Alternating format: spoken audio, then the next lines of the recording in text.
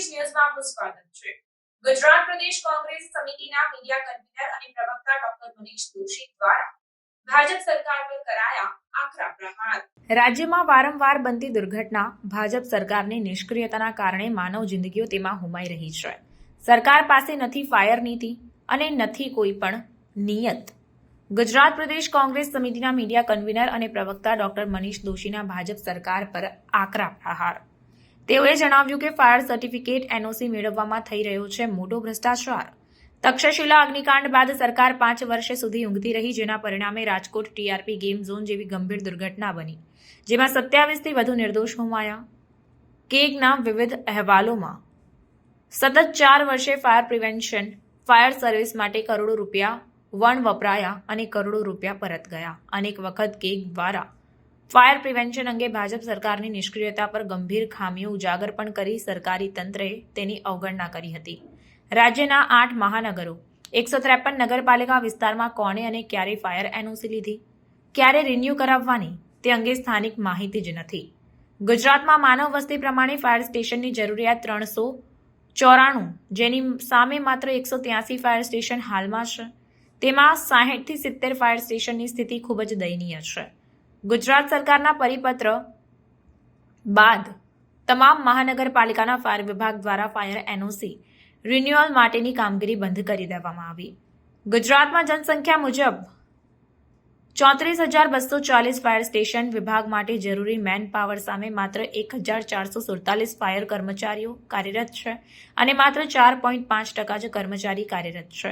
ગુજરાતમાં fire fighting appliances vehicle 1,467ની જરૂરિયાત સામે માત્ર 770 સાધનો જ ઉપલબ્ધ છે, જેમાંથી 250થી વધુ બિનકાર્યક્ષમ અને બંધ હાલતમાં છે। ત્યારે ડિઝાસ્ટર મેનેજમેન્ટના કરોડો રૂપિયા જાય છે ક્યાં, તે અનેક સવાલો છે। 2 વર્ષના વર્ગ 2022થી 24 સુધીમાં દેશના 1,177 માનવ જિંદગી હોમાઈ હોવાની માહિતી પણ તેઓ દ્વારા આપવામાં આવી હતી। ગુજરાતમાં વારંવાર આગની દુર્ઘટના અને દુર્ઘટનામાં દર વખતે કડકમાં કડક પગલાં લેશું તેવી સુફિયાની વાતો કરનાર ભાજપાના શાસકોની નિષ્ક્રિયતા, બેદરકારી અને ભાગ બટાઈના કારણે જે પ્રકારે માનવ જિંદગી હોમાઈ રહી છે, 2019માં તક્ષશિલા કાંડ,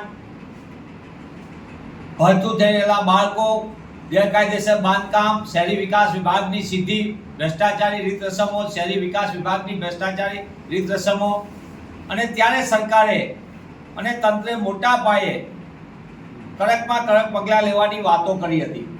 5 વર્ષ વીતી ગયા, સરકારે કોઈ પગલાં ન લીધા અને એ જ ભ્રષ્ટાચારી રીત રસમોમાં ઘટાડો થવાના બદલે ઉમેરો થતા રાજકોટમાં ટીઆરપી ગેમ ઝોન, જેમાં પણ શહેરી વિકાસ વિભાગની ભાગીદારી, સાझेदारी, કોર્પોરેશનના શાસકોની ગંભીરપણે બેદરકારી અને ભ્રષ્ટાચારી રીત રસમ, અને એના કારણે માનવ જિંદગી 27 કરતાં વધુ હોમાઈ ગઈ।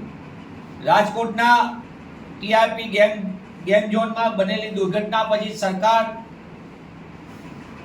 વધુ પડતું દબાણ આવતા એક લેવલ સુધીના અધિકારીઓને અત્યારે સીટ સમક્ષ હાજર કરીને એમની સામે ફરિયાદ દાખલ કરી, પણ સમગ્ર વિભાગ ભ્રષ્ટાચાર વિભાગમાં હોય તો સમજી શકાય, પણ આ તો સરકારમાં ભ્રષ્ટાચાર નથી, પણ ભ્રષ્ટાચારમાં આખી સરકાર ધરાડૂબ છે।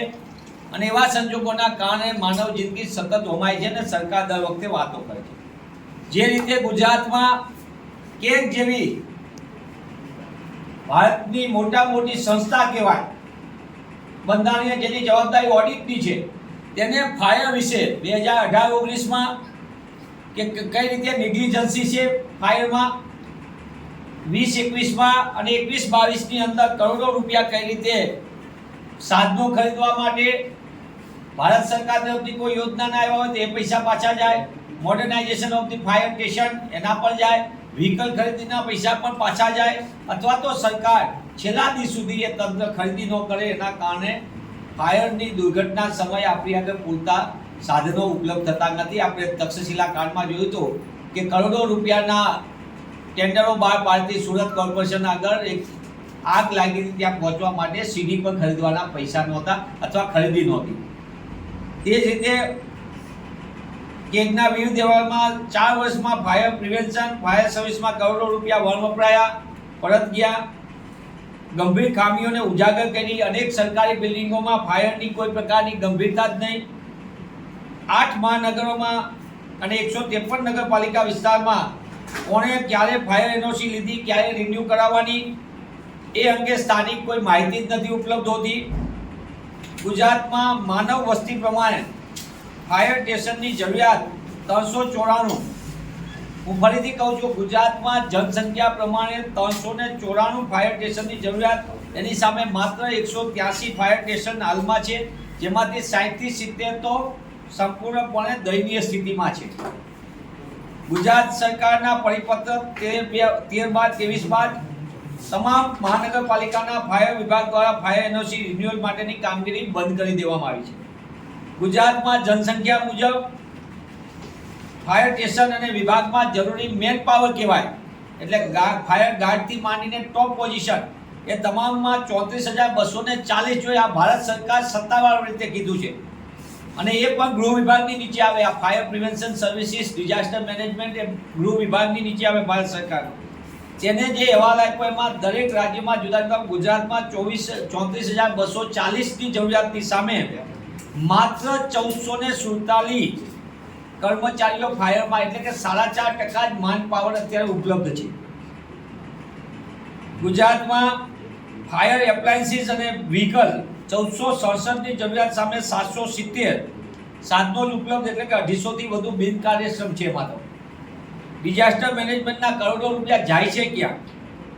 2 વર્ષની અંદર સમગ્ર દેશની અંદર આગના બનાવોને, મોટા ગંભીર આગના બનાવોના લીધે 1147 માનવ જિંદગી મોતને ભેટી છે. ગુજરાતમાં આપણે જોઈ છે છેલ્લી પાછલી દુર્ઘટનાઓમાં એક પછી એક દુર્ઘટનામાં માનવ જિંદગી જાય. કોવિડ સમયે પણ હોસ્પિટલોમાં આગ લાગી હતી, આપણે ત્યારે જોયું છે. અને તક્ષશિલા પછી મોટો કાંડ ટીઆરપી ઝોન, તેમાં પણ આગમાં 27 કરતાં વધુ નિર્દોષો હોમાયા છે. ત્યારે મારી અને કોંગ્રેસ પક્ષ વતી સીધી માંગ છે કે કેન્દ્ર સરકારે જે અહેવાલ આપ્યો તે પ્રમાણે ફાયરના પ્રિવેન્શન એટલે આગ અટકાવવા માટે અગ્નિશમન દળ તેમાં ભરતી ન કરવા પાછળ કોની જવાબદારી થાય છે? લાંબા સમય સુધી એનું આધુનિકરણ ફાયરના સાધનોનું ન કરીને અને ફાયરના સાધનો ખરીદવા માટે આવેલી ગ્રાન્ટનો વણ ઉપયોગ થયો, તેની માટે કોની જવાબદારી થાય છે? અને રાજકોટ અને એની પહેલા તક્ષશિલા આ બંને કાંડની અંદર શહેરી વિકાસ વિભાગની સીધી જવાબદારી બને છે, ત્યારે શહેરી વિકાસ મંત્રી પોતે જવાબદારી સ્વીકારીને રાजीनामું આપે. अन्य खबरों के लिए चैनल को सब्सक्राइब कीजिए. खबरों का नोटिफिकेशन पाने के लिए बेल आइकॉन को जरूर दबाएं.